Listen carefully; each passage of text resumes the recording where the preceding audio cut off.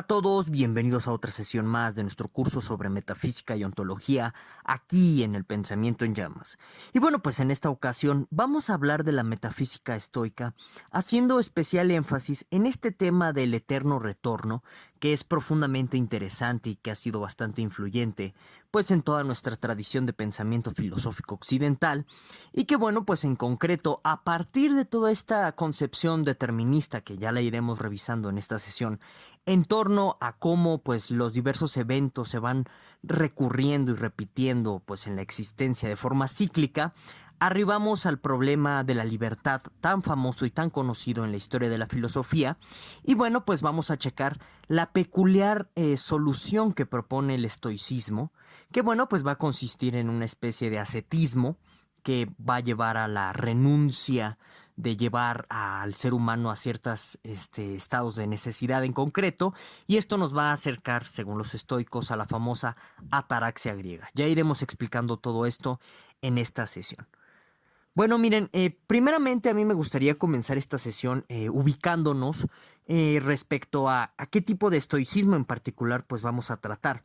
Porque bueno, miren, más allá de los videos, no sé, que por allá andan circulando en YouTube de, no, pues aprende técnicas de relajación, aprende técnicas para ser menos ansioso según 15 frases célebres de Marco Aurelio y que no sé feliz según los estoicos y demás que pues al final del día, hay que decirlo abiertamente, es charlatanería, porque el estoicismo, tanto a nivel teórico, ahorita lo vamos a ver, como a nivel práctico, bueno, pues es muy difícil y al final del día incluye, sobre todo a nivel práctico, pues una disciplina muy peculiar y muy ardua que pues al final del día no te la va a proporcionar un video de coaching o un curso de coaching y todas estas estafas que pues por ahí andan pululando en internet y en nuestra vida cotidiana.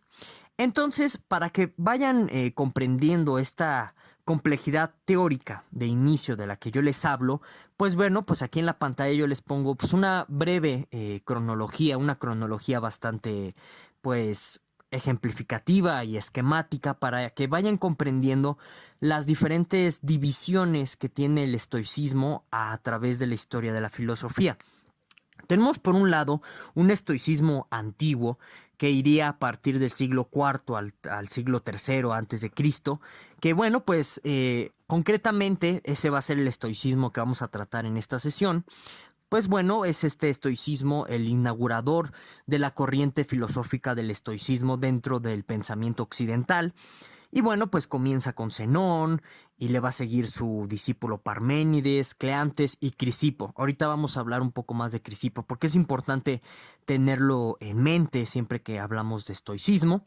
Y bueno, algo peculiar al estoicismo es que, por ejemplo, esta cuestión del Ouroboros, o bueno, esta serpiente que se traga su propia cola, que representaría el eterno retorno, bueno, pues de entrada es un simbolismo o un símbolo que no es propiamente griego ni es propiamente de los estoicos, sino que lo encontramos bastante en la iconografía religiosa del antiguo Egipto, que bueno, pues tiene una connotación muy peculiar con respecto a la otra vida, al reino de los muertos, a la cuestión misma del juicio que está presente, por ejemplo, en textos sagrados de los egipcios como el Libro de los Muertos.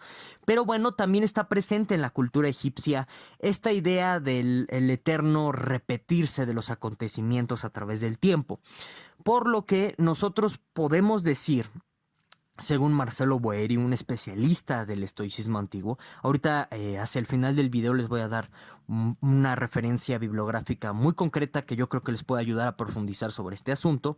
Pues siguiendo estas lecturas y estas interpretaciones especializadas, se cree que dentro de todas las escuelas filosóficas que están presentes en la antigua Grecia, va a ser la escuela estoica la que tenga mayor influencia del mundo egipcio, sobre todo por este tipo de iconografía simbólica que está presente tanto en la filosofía estoica y que se va a desarrollar en la época del medievo a través de diversas prácticas esotéricas, a través de diversas prácticas herméticas, en fin, que si ustedes le ponen en el buscador de Google Ouroboros, pues van a encontrar toda esa simbología medieval en torno a este simbolismo, que también va a impactar de una peculiar manera la alquímica medieval.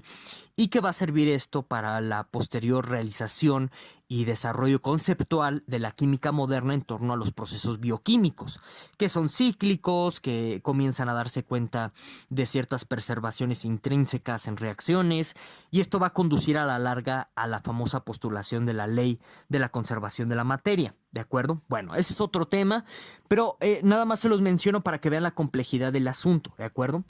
Bueno, entonces, ese es un estoicismo antiguo en donde podemos nosotros encontrar una mayor influencia de este pensamiento iconográfico, simbólico del antiguo egipcio, presente en los pensadores estoicos en concreto. Después tenemos un estoicismo medio que iría a partir del siglo segundo al siglo primero antes de Cristo, y aquí es donde, bueno, pues en términos históricos contextuales, el Imperio Romano comienza a levantarse como pues la futura nación globalizante de su momento, la futura pues nación aposteótica, perdón, hegemónica, que va a tratar de sincretizar todos los discursos diversos a nivel de cultura de todos los territorios que va conquistando, entre ellos la antigua Grecia, y entonces comenzamos a ver ya un desplazamiento, por ejemplo, de este estoicismo medio hacia el ámbito del discurso político, cosa que no está muy presente en el estoicismo antiguo, lo iremos revisando en esta sesión. Ya por último, pues ya tendríamos como tal un estoicismo tardío, que va a ser el último periodo de manifestación intelectual de esta escuela estoica, presente en los catones. Hay un catón viejo, un catón joven, también lo tenemos presente en Marco Aurelio, en Séneca, y claramente pues estos pensadores ya le van a dar un contexto completamente diferente al estoicismo, ya en un sentido de liberación ascética, ya en un sentido de liberación política, también en un sentido, sobre todo con Marco Aurelio, de construcción de una polis romana que fomente las virtudes. Entonces, por ejemplo, en el estoicismo de Marco Aurelio, pues no vemos directamente un ideario o un discurso filosófico 100% estoico, sino que pues lo vemos ya mezclado con cuestiones aristotélicas, con cuestiones platónicas. Entonces ya se vuelve ahí más complejo este periodo del estoicismo tardío. Entonces, quiero que tengan esto presente para que vean cómo siempre que hablamos de estoicismo habría que delimitar muy bien el periodo de tiempo. Bueno, y ya para concluir esta parte y seguir a lo demás, dicho sea de paso, la escuela estoica tardía va a terminar con Justiniano cuando cierra y clausura y censura y manda a perseguir a las escuelas filosóficas griegas. Entonces, el estoicismo entra en un periodo oscuro y que, bueno, pues durante el medievo va a ser va a ser deglutado, va a ser sincretizado el estoicismo hacia el credo judio-cristiano, perdón, y bueno, pues a partir de esta deglutación del estoicismo va a surgir la figura del santo común y popular que tenemos en el judio-cristianismo.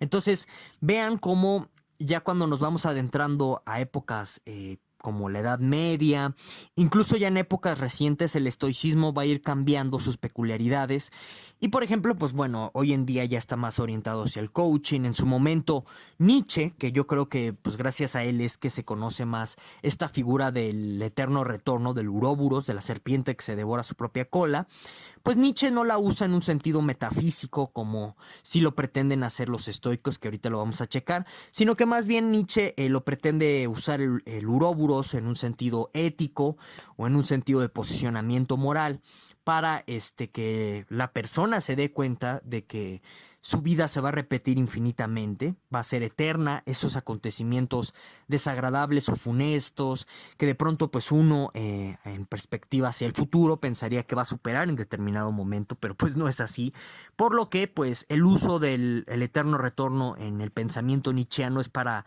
motivarte o impulsarte a romper esos ciclos eternos de conductas y hacer una nueva cosa o tratar de imponer un nuevo comportamiento, ¿de acuerdo? Entonces vean cómo el estoicismo a través de la historia del pensamiento occidental se va modulando y se va complejizando conforme van pasando los siglos, ¿no? Bueno. Entonces aquí nos vamos a concentrar en el estoicismo propio que deviene en sus orígenes conceptuales de Crisipo. Dicho sea de paso, el término estoico ¿no? Es muy alusivo con respecto pues a una cierta forma de vida, una cierta forma de practicidad de la filosofía, que sí, bueno, este libro y este comentarista helenística, yo ya se los había presentado en otras sesiones del curso, que si nosotros seguimos la tesis de Pierre Hadot sobre que la filosofía griega antigua implicaba necesariamente un modo de vida, por lo que, por ejemplo, ¿no? Era impensable que un filósofo de la antigua Grecia no sé, y fuera predicando en las polis por la abstinencia y fuera, pues no sé, alguien adicto al sexo. Eso sería impensable, ¿no? Más bien, siempre constantemente, según Pierre Hadot, en los filósofos griegos antiguos, siempre se pedía como este ámbito de la practicidad como punto de toque o punto de queda para comprobar también las mismas tesis filosóficas y de tal suerte el filósofo adquiría valor por esa congruencia, ¿no?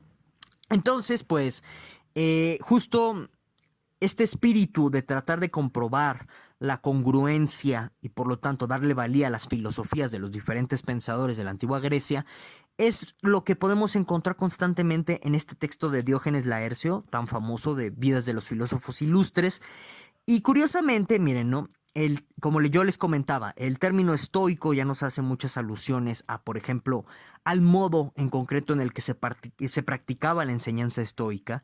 Stoa, de ahí proviene el término estoico, hace alusión al pórtico de la polis, del ágora ateniense, por lo que eso nos hace alusión de que los estoicos, por ejemplo, no pensaban que fuera algo privilegiado o algo que le diera mayor impulso a un discurso filosófico el que uno tuviera una escuela bien determinada, bien fija, ortodoxa, como pues lo van a hacer las escuelas platónicas aristotélicas. Y justo en ese sentido, los estoicos estaban propugando por vivir al aire libre, con el menor número de cargas y convencionalismos posibles, y esto va en sincronía, como lo deja patente y latente este texto de las vidas de los filósofos ilustres, sobre todo cuando pues, Diógenes Laercio se dedica a hablar de la vida de Crisipo.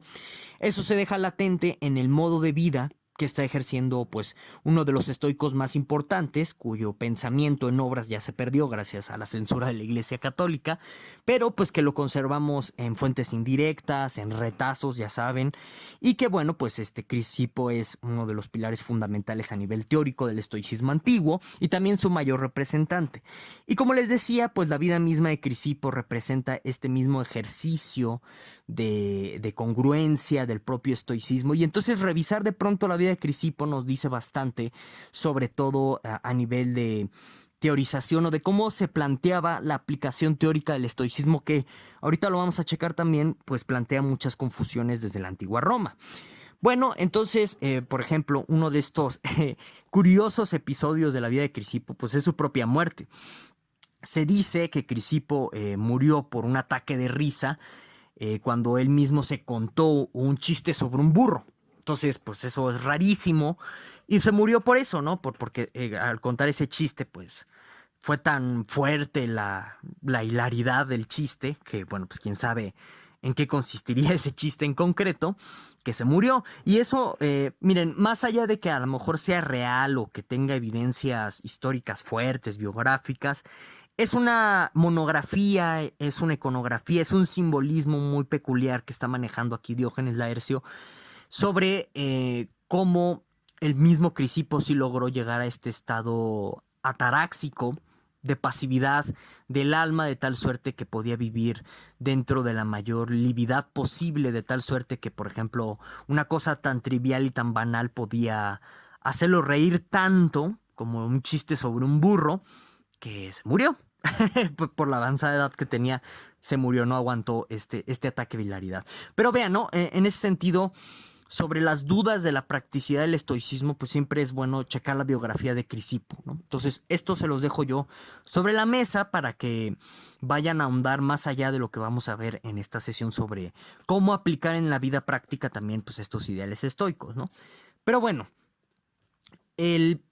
la práctica ascética que ahorita vamos a checar del estoicismo, pues deriva y deviene de una metafísica muy concreta, primero que nada de carácter panteísta. Entonces, si ustedes recuerdan otras sesiones que ya vimos aquí en este curso sobre Parménides y también sobre Demócrito, la sesión anterior, pues vimos, primero que nada, en el tema de Parménides, toda esta cuestión del ser como una cosa única, de tal suerte que, pues, por las vías incorrectas de las cuales nos habla Parménides en su famoso poema, uno es que piensa que existe el cambio perpetuo de la realidad, siendo en realidad, valga la redundancia, que el mundo es único, inmutable, eterno, no cambiante, ¿de acuerdo? Entonces, pues, lógicamente, Parménides, esta es una discusión entre especialistas, bueno, pues, al incorporar esta forma de pensar que viene de su maestro estoico Zenón, pues bueno, pues va a ser muy popular dentro de los estoicos antiguos, en especial dentro de la figura de Crisipo, la idea de un panteísmo único, donde el ser o la realidad es una única entidad, de tal suerte que esta única entidad es uniabarcante, unitotalizante, unitodo, ¿de acuerdo? Por lo que pues este es un presupuesto metafísico elemental dentro de esta metafísica que estamos desarrollando en esta sesión del estoicismo. Pensar que la realidad es una misma cosa. Pero aquí hay algo interesante dentro de este panteísmo.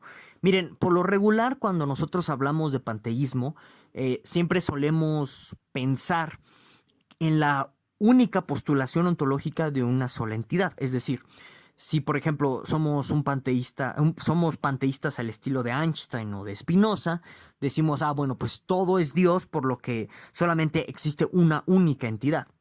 Aquí lo peculiar dentro de los estoicos es que ellos postulan otras dos entidades que a la vez son la misma entidad. Entonces es un poco complicado de entender, pero a ver, lo voy a explicar así de la forma más detallada posible, a ver si me doy a entender. Para los estoicos, toda nuestra realidad está compuesta básicamente de dos principios eternos que son a la vez el mismo y que comprenderían este único todo que vendría a ser la realidad. Y estos dos principios en concreto sería el logos y la materia. Por lo que aquí este tema de la materia en los estoicos también ha sido pues muy debatida dentro de los especialistas, pero más o menos podríamos decir que el consenso sui generis dentro de pues estas discusiones interpretativas sobre la materia o el tema del materialismo dentro de los estoicos es que ellos pensaban que la realidad no era dual como si de pronto lo podría llegar a considerar Platón. Recordemos que Platón tiene un dualismo metafísico en donde por un lado existe el mundo sensible y por el otro existe el mundo de las ideas. Este tipo de panteísmo materialista lo que nos diría al final del día es que solamente existe una sola realidad sensible, una sola realidad perceptible, que es eterna y que es inmutable y que no cambia. Entonces ustedes pueden darse cuenta aquí cómo a pesar de estar inspirados en este, bueno, pues panteísmo que podría devenir o que podría originarse a partir de Zenón y de Parménides, sí hay una diferencia sustancial, porque justo, por ejemplo, en el poema de Parménides, y según ciertos especialistas, Parménides es un antimaterialista en el sentido en el que niega la realidad sensoperceptible, material que rodearía al ser humano, por considerarla la vía del engaño, porque a partir de esta realidad material, sensoperceptible, cambiante, pues va a decir Heráclito cosas como todo es cambio. Y recordemos que pues la filosofía eleática de Parménides sobre todo está en contra de estos postulados heraclitianos del cambio. Entonces aquí el panteísmo estoico se va a decantar por decirnos que este todo único, que vendría siendo la realidad en sí, es materia. Y es importante entender esto porque también los estoicos pues, van a postular la idea de que existe el cambio perpetuo y eterno en el universo. Esto es muy importante para su determinismo. Ahorita vamos para allá. Bueno, entonces, para un estoico de este periodo histórico, tenemos un panteísmo material que no significa otra cosa más que lo único que existe en esta realidad es esta realidad sensoperceptible que vemos de carácter material y que a la vez es única, es uniabarcante. Pero bueno, y aquí vendría el tema de las ideas, ¿no? O sea, por ejemplo, cosas como el amor. El amor no es una cuestión que tú puedas ver ni tocar directamente. Entonces, ¿qué estaría sucediendo ahí? Entonces aquí entra el tema de logos, un tema complejísimo dentro de los estoicos, porque tiene tanto influencias aristotélicas como críticas aristotélicas la noción de logos dentro del panteísmo estoico. Pero, a ver, voy a tratar de explicar los elementos más elementales de esta noción de logos para tratar de entender cómo logos y materia serían eternos y a la vez serían una sola y única entidad si de entrada parecen contrapuestas, ¿de acuerdo? ¿No? Podríamos decir, si somos platónicos, ¿no? Que una cosa es el pensamiento abstracto, por ejemplo, y otra cosa ya sería la realidad material concreta. Entonces, ¿cómo sería posible que ambas fueran una sola entidad? Bueno, aquí el punto para comprender esta unicidad o esta unión entre dos elementos que parecen contrapuestos, o sea, el logos como esta entidad abstracta que abarcaría la racionalidad, el lenguaje y demás, con esta entidad tan concreta, sensoperceptible que sería la materia, aquí para que se puedan unir está presente la cuestión misma del panteísmo estoico. Para un estoico, este panteísmo le va a permitir afirmar que el logos y la materia son lo mismo, pero que justo nosotros por ignorancia llegamos a pensar que son dos cosas diferentes. Entonces, aquí lo interesante sobre este asunto es que también el término de logos dentro de la filosofía estoica adquiere ciertos aires espiritistas, aires religiosos, sobre todo con la cuestión del alma, porque los estoicos hablan mucho de algo que se conoce como el alma del mundo, el logos del mundo. ¿Y qué es eso? Es la idea que, por ejemplo, detrás de cada materia, de cada objeto material, existe un logos, existe un elemento que anima, no en el sentido en el que les dé vida a los objetos materiales, sino que les da como esta chispa esencial, voy a usar ese término, para que la materia también pueda devenir, pueda cambiar, pueda ser otra cosa. Entonces es algo muy interesante. Para los estoicos, ese logos, pues claro que lo tenemos nosotros los humanos como seres pensantes, también se conectaría con la idea del logos divino. Por ejemplo, para los estoicos, el logos es Dios. Y es un logos, y por lo tanto, según esta noción panteítica de los estoicos, al ser el logos Dios y al ser pues Dios esta entidad que estaría en todos lados, pues el logos por eso estaría en todos lados.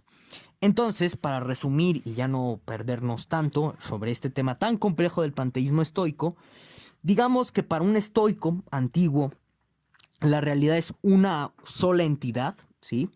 Material, pero que a la vez esta entidad material que es única, puede cambiar, puede devenir en otras entidades. Por ejemplo, pues no sé, un árbol puede cambiar y convertirse en huya, gracias a que dentro de toda esta realidad material existe el logos, existe este atributo de cambio que hace que las cosas devengan en otras, ¿sí? Pero al final del día, aquí hay que tomar en cuenta que el logos también tiene cierto tinte ilusorio muy cercano a Parménides dentro del estoicismo, porque pues va a ser también gracias a este logos interno que nosotros tenemos como seres humanos, que nos engañamos y seguimos pensando que la realidad está compuesta por entidades individuales, siendo todo una única cosa. ¿De acuerdo? Entonces, si hay alguna duda respecto a este panteísmo estoico, bueno, pues escríbeme en la caja de los comentarios cuál es tu problema, tu duda al respecto, tu queja, tu objeción. Y pues bueno, pues con mucho gusto, pues te encuentro otra manera de explicar este panteísmo, ¿de acuerdo? Bueno, entonces prosigamos. Ahora, de este panteísmo tan peculiar dentro de la filosofía estoica se va a seguir la idea del determinismo dentro del estoicismo. ¿Por qué?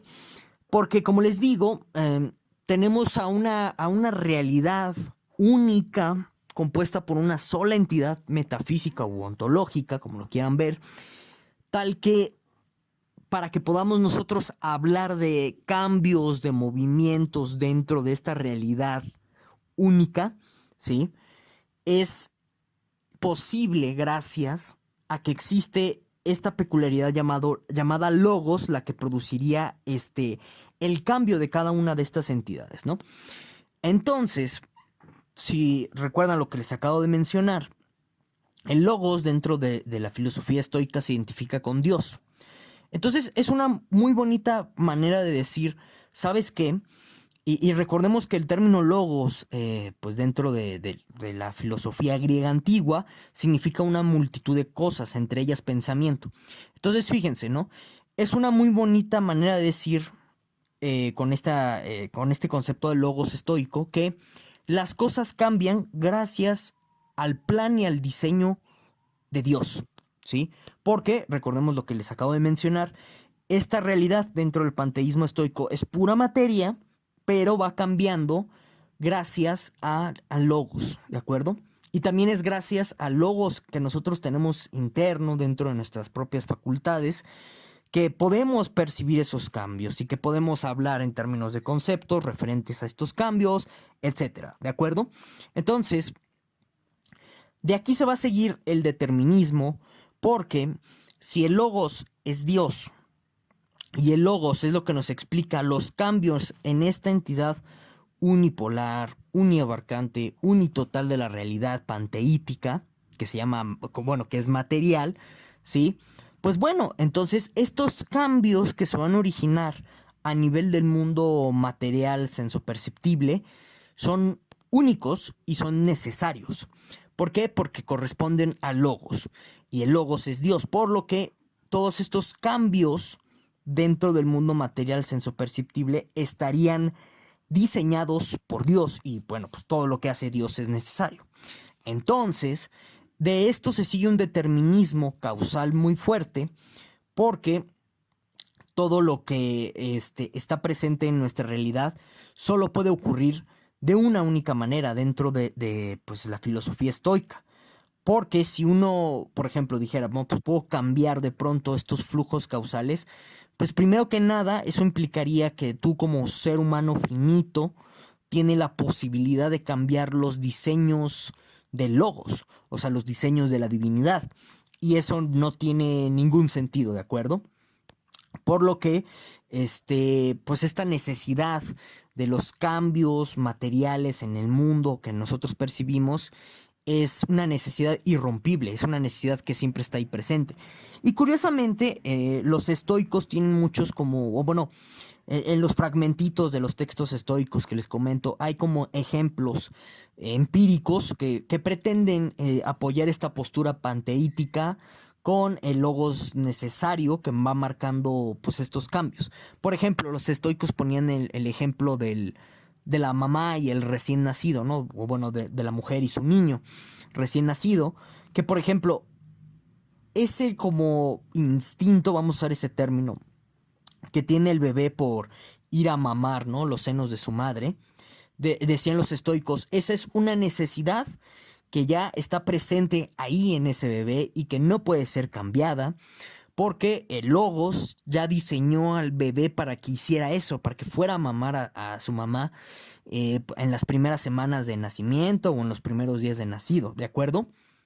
O justo cuando sale del vientre, como que ese es el impulso que tiene el bebé. Y entonces decían los estoicos con este tipo de ejemplos. Entonces ahí ustedes pueden observar esta necesidad de que pues un objeto, bueno, objeto lo estoy usando en su sentido filosófico, ¿eh?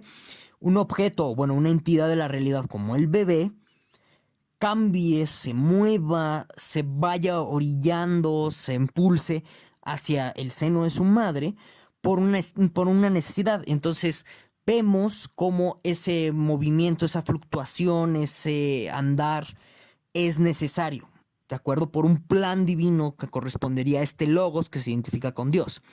Entonces, porque como les comento, este tipo de ejemplos empíricos llegan a utilizarlos los estoicos para comprobar cómo ciertos actos, ciertos movimientos, ciertos cambios al final del día dentro de la realidad sensoperceptible material son necesarios, ¿sí? Y que, bueno, pues esa necesidad, como les menciono, corresponde a un diseño de un logos, de un Dios creador, ¿sí? Que a la vez por esta idea panteítica que tienen los estoicos, pues bueno, pues ese Dios creador es a la vez todas las cosas de la naturaleza y la naturaleza en sí. ¿Sí? ¿De acuerdo? Esto es algo muy importante, muy interesante, que a mí me gustaría que se quedara con ustedes, porque esto se conoce en metafísica como el argumento del diseño, ¿sí? O bueno, es parte de lo que se conoce como el argumento del diseño, que va a resurgir y lo vamos nosotros a revisar con Tomás de Aquino, ¿de acuerdo? Bueno, entonces espero que hasta este punto se haya entendido en qué consiste, o bueno, cómo se justifica, cómo se entiende este determinismo estoico, ¿sí? Bueno, entonces prosigamos. Ahora, de este determinismo estoico se va a seguir la idea del eterno retorno. ¿Por qué? Porque partamos otra vez, ¿no? Tenemos a un panteísmo estoico que lo que nos dice perdón, lo que nos dice es que toda la realidad es una sola cosa, una sola entidad metafísica, en este caso sería la materia, y que existe otra entidad que a la vez es parte, ¿sí? Pero que existe otra entidad llamada Logos, que se identifica dentro de la filosofía estoica como Dios, que bueno, este Logos va propiciando los cambios en los diferentes estados de la materia, de tal suerte que pues encontramos toda esta variedad de eventos, conductas, acontecimientos en nuestro mundo perceptible, ¿de acuerdo? Y bueno, a partir de esta idea se sigue el determinismo estoico porque pues el Logos ya diseñó a las cosas para que se comporten, para que interactúen, para que actúen de cierta forma, ¿sí? Es decir, para que cambien, para que se muevan, de tal suerte que uno no puede, intervenir o alterar el acontecer de esos sucesos por este diseño inteligente de este Logos creador, ¿sí? Que vendría siendo Dios, ¿de acuerdo? Ahorita voy a comentar algo sobre el tema de Dios de los estoicos, ¿sí? Porque sí es importante puntualizar un par de cosas. Pero bueno, continuemos. ¿Cómo a partir entonces de este panteísmo y de este determinismo se sigue la cuestión del eterno retorno? Bueno, la idea del eterno retorno en los estoicos no es más que otra cosa que la idea de que todo en la realidad, todos los cambios que acontecen en la realidad, están condenados a repetirse una y otra vez sin fin. ¿Y por qué? Porque lo que está sucediendo aquí es que en la realidad panteítica de los estoicos, o bueno, en esta realidad de panteísmo, solamente existe la misma sustancia, que vendría siendo la materia, y a su vez solamente existe el mismo logos. ¿Eso qué quiere decir? Que en virtud de que solamente existe la misma materia, ¿sí? Como esta sustancia, bueno, esta unidad panteica que lo sería todo, pues bueno, eso quiere decir que las cosas siempre serán las mismas en su contenido material, por un lado. Ahora, por otro lado, como solamente existe un logos, que es el que va configurando, diseñando todos los cambios, interacciones, comportamientos y demás de la materia, ¿sí? Pues bueno, eso quiere decir que solamente van a existir unos únicos planes para cada una de esas cuestiones, ¿sí? O sea, para cada una de esas interacciones. Por lo que, digamos que siempre se van a terminar por repetir los mismos planes o los mismos diseños de este logos, porque el logos siempre tiene las mismas actividades, siempre tiene los mismos diseños, ¿de acuerdo? Por lo que, en este sentido, la materia, como lo que conocemos, es única, pues en ese sentido, ¿qué quiere decir? Que las cosas nunca van a poder ser otra cosa más que materia, ¿no? Entonces eso ya nos habla de que la materia siempre regresa y retorna a ser lo mismo, que es materia, por un lado. Y por otro, como según los estoicos siempre tenemos un único logos con unos únicos planes de diseño que determinan necesariamente cómo van a cambiar o interactuar las cosas en la realidad, entonces pues siempre se van a terminar repitiendo una y otra y otra y otra vez los mismos acontecimientos, ¿de acuerdo? De manera cíclica e ininterrumpida, sin inicio y sin final. Y esto lo va a utilizar la filosofía estoica, sobre todo la del periodo medio, de la que les hablaba minutos atrás, para criticar la teleología, perdonen ustedes, de Aristóteles. Recordemos que teleología en metafísica es la idea de que las cosas están orientadas hacia fines. Y entonces esta es una crítica a Aristóteles diciéndole, ¿sabes qué? Pues no hay un fin último de las cosas, no hay un fin último del movimiento, todo se recicla, todo es lo mismo, porque es el mismo logos que está constantemente poniendo los mismos planes de diseño para cómo las cosas van a cambiar y van a comportarse y van a interactuar. Y de igual forma, pues que en este determinismo que se sigue de los estoicos, a partir de su panteísmo, también los estoicos dan ejemplos empíricos de este eterno retorno, ¿no? Entonces, por ejemplo, en el ciclo de la lluvia, nosotros vemos cómo, pues en realidad nunca cambia nada, es el mismo acontecimiento que se repite indefinidamente una y otra vez y sin fin y sin principio. Ya saben, ¿no? Está el agüita, luego se condensa, luego llueve, baja el agua, se vuelve a condensar y así eternamente. También lo podemos ver en los mismos como ciclos de la vida natural, por ejemplo, no sé, uno como a nivel de especie, ¿no? Por ejemplo, el ser humano. Uno nace, crece, se reproduce, se muere, deja crías y bueno, esas crías o bueno, esos descendientes hacen exactamente lo mismo y entonces dejan más descendientes para que hagan exactamente lo mismo. Y entonces, si ustedes se dan cuenta, es el mismo acontecimiento que se repite una y otra vez, a lo largo de ciclos interminables, ¿de acuerdo? Entonces, por ejemplo, también con el día y la noche podemos ver esos ciclos interminables de eternos retornos, ¿no? Donde pues amanece, sale el sol, se pone en el cenit, anochece, se oculta, para que el día siguiente vuelva a ser exactamente lo mismo. Por ejemplo, en términos de rotación del planeta alrededor del sol, vemos ese mismo fenómeno, que bueno, pues en este periodo son geocentristas, entonces dirían que, bueno, pues la luna, ¿no? Por ejemplo, siempre está girando una y otra vez de forma cíclica sin que se acabe esto.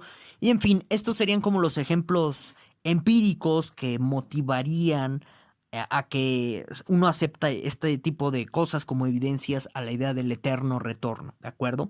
Como entidad metafísica también, y también como cierta entidad explicativa de la realidad. Entonces, vamos a hacer un pequeño repaso de esta metafísica para que ya veamos las consecuencias de ella, concretamente en el problema de la libertad y respecto a la posición de la ataraxia y cómo esto pretendería ser una solución al eterno retorno, ¿de acuerdo? Bueno, entonces, para los estoicos, ellos son panteístas, creen que toda la realidad es una única entidad, en este caso sería la materia, y ellos explican que la materia cambia por el logos, y de ahí se va a seguir el determinismo porque para los estoicos el logos es una entidad que hace que los cambios de la materia sean necesarios por cierto diseño inteligente que existe en esta realidad material sensoperceptible. Y bueno, a partir de esta idea de que pues existe un necesario cambio, un necesario acontecer de los mismos movimientos o acontecimientos de la materia, se va a seguir la idea del eterno retorno. ¿Por qué? Porque el logos pues, principalmente siempre va a tener los mismos planes, porque es el mismo logos, para que los acontecimientos se vuelvan a repetir una y otra vez, ¿de acuerdo? Bueno, dicho todo esto, vamos a arribar nosotros al problema de la libertad, y es bastante claro que se pone en tela de juicio el que si nosotros somos o no somos libres, porque si los estoicos están diciendo que todo lo que acontece, todos estos cambios, todos estos comportamientos están pues determinados necesariamente por este diseño inteligente de logos, bueno, pues entonces eso quiere decir que yo no soy libre para nada. ¿Por qué? Porque pues no sé, por ejemplo, si yo ahorita pues ya termino de grabar y me tomo un vaso de, bueno, una taza de café, pues no fue por una elección libre mía, sino que más bien fue porque yo ya tengo ciertas necesidades determinadas por este logos inteligente que me orilló a tomar café. Y si yo no sé, estoy parado en un semáforo rojo y me cruzo este rojo, no fue por elección propia, sino que son ciertos diseños inteligentes en mí que, no sé, me hicieron ansioso, desesperado y me crucé la luz roja. Entonces vean cómo dentro de esta metafísica se anula por completo la idea de la libertad, la idea de que nosotros tenemos una injerencia de cambio en el mundo, porque, bueno, pues todo está diseñado de tal suerte que pues son mecanismos necesarios con los cuales nosotros no podemos intervenir porque las cosas ya están diseñadas por este logos para que tengan ciertos cambios muy concretos y muy particulares. Entonces, ante esto, los estoicos van a optar por una solución del problema de la libertad en términos de ascetismo y van a cambiar el sentido de la libertad. Si ustedes se dan cuenta, cuando nosotros hablamos de libertad, o sea, decimos cosas como, no sé, yo soy libre de escoger qué casa quiero comprar, dense cuenta que es un sentido de libertad en el que suponemos que nosotros tenemos un ámbito de injerencia en el mundo exterior, perdón, ¿de acuerdo? Por lo que si nosotros cambiamos el sentido de libertad y adoptamos un mundo interno de injerencia, entonces llegamos al famoso ascetismo estoico como solución al problema de la libertad, en primer lugar, y también como una vía para escapar, entre comillas, de este eterno retorno. ¿Cómo es esto posible? Bueno, por ejemplo, para los estoicos nosotros vamos a poder ser libres no en el mundo exterior, donde reina esta necesidad diseñada inteligentemente por el logo, sino que nosotros vamos a poder ser libres dentro de nuestro propio foro interno, porque nosotros también tenemos un logos. Entonces, así como existe este logos divino que está constantemente encauzando todo para que los acontecimientos sucedan de una sola y única manera, nosotros también podemos encaminar nuestro propio logos para para marcar o dictaminar ciertas determinaciones, ciertos diseños dentro de nuestra propia vida interna, ¿sí?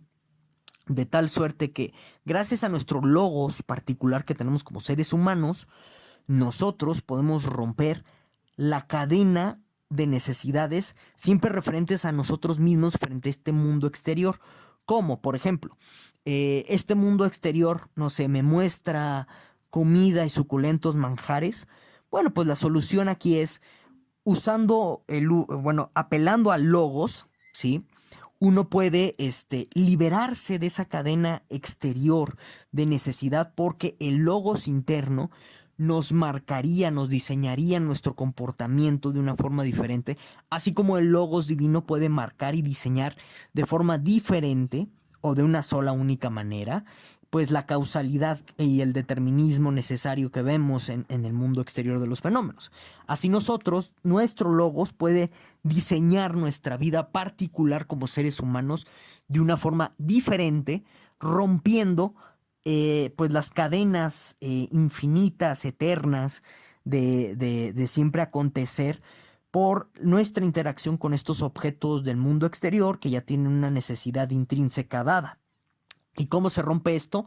Según los estoicos, uno alcanza la libertad en este sentido de fuero interno, llegando al ascetismo, renunciando a participar a estas cadenas causales. Y entonces aquí se pueden preguntar, bueno, ¿eso es posible si estamos inmersos o influidos o dentro de este mundo donde todo está reinado por el determinismo, la necesidad de la causalidad? ¿Qué tal si, por ejemplo, nosotros no estamos ya al final del día determinados a romper esa cadena causal? Pues bueno, el estoico antiguo no tiene problema de pronto admitir eso. El punto sería entonces que nada más te des cuenta que ese es tu determinismo, que estás necesariamente diseñado para romper con el flujo de necesidad del mundo externo para que no te dejen atrapar ese flujo externo y entonces tú puedas liberarte de todo eso. O sea, no se contrapone al final del día porque incluso dentro de la tesis del determinismo puro de los estoicos, uno puede optar por romper por esta libertad en virtud de que, pues no sé, estaríamos diseñados para hacerlo. Noten que no se contrapone. Pero bueno, entonces, gracias a nuestro logos individual, uno puede romper con la participación de las cadenas causales necesarias de interacción y de cambios y de comportamientos de los objetos del mundo externo, porque nuestro logos, así como el logos divino tiene la facultad de diseñar estas interacciones y estos movimientos, nuestro logos, nuestra razón, tiene la facultad de diseñar nuestras propias necesidades y en este sentido también de anularlas. Y entonces, gracias al logos, nosotros llegamos al ascetismo, que va a implicar la renuncia a ciertos deseos, la renuncia al apetito sexual, la renuncia a los manjares, la renuncia al ocio, etcétera, a la riqueza sobre todo. Y de esta forma, ya te habrás salido de esa cadena causal. Entonces, aquí algo muy interesante es que es gracias a este ascetismo, a esta renuncia de participar en estas cadenas necesarias que existen en el mundo exterior por interacción de los fenómenos, que nosotros llegamos a la ataraxia. Entonces, de la ataraxia ya hemos hablado en otras sesiones, pero recordemos que para el periodo helenístico, la ataraxia es el camino hacia la felicidad, porque, bueno, pues ya no existe la polis griega, en donde antes la felicidad del griego común se entendía en términos de cuánto participaba en la polis. En virtud de que ya no existe la polis griega por el expansionismo militar de Alejandro Magno, pues bueno, entonces se busca ya una felicidad interior, interna, sobre todo, y entonces la ataraxia es un camino para que podamos estar felices con nosotros mismos. Y se entiende esta ataraxia como paz interior. Entonces, sin paz interior no hay felicidad, no estamos en contento pleno con nosotros mismos. Y bueno, los estoicos entienden que la causa de la perturbación del alma, de la no ataraxia, ¿sí? Es justo que nosotros vivimos atados a esta cadena de causalidad externa, en donde pues todos los objetos actúan necesariamente y nos impulsan a desear y a seguir atados a estas cadenas de necesidad eternas, por lo que al renunciar a estas cadenas de necesidad eternas, uno llega a la ataraxia, ¿sí? Llega a la paz interior porque ya no hay necesidades externas que te aten y que te hagan desear eternamente. Y de esta forma ya, una vez que uno llega a la paz interior, se rompe el ciclo del eterno retorno porque ya no estás volviendo a esas interminables sucesiones diseñadas y programadas por el logos, ¿de acuerdo? Ya te vuelves dueño de tu propio destino, por así decirlo.